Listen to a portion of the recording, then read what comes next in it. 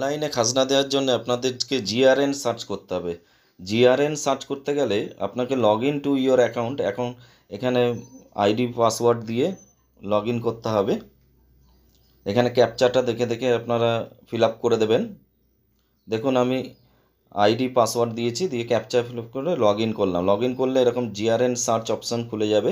GRN নাম্বারটা আপনারা আগে থাকতে ডাউনলোড করে রেখেছেন বা টুকে রেখেছেন, সেটা এখানে দেবেন। জিআরএন নাম্বারটা দেখে দেখে সুন্দরভাবে বসাবেন, অনেক কটা ডিজিট, সেটা সুন্দর করে বসাবেন দেখে দেখে।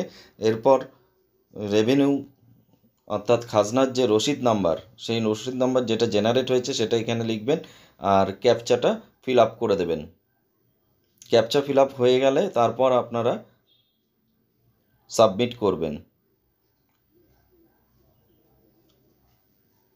ক্যাপচা ফিল আপ হচ্ছে, আমি সাবমিট করে দেয়। ইফ ডিটেলস শোন আর কারেক্ট যদি হয় আপনারা দেখুন এখানে মিলিয়ে নেবেন সমস্ত কিছু।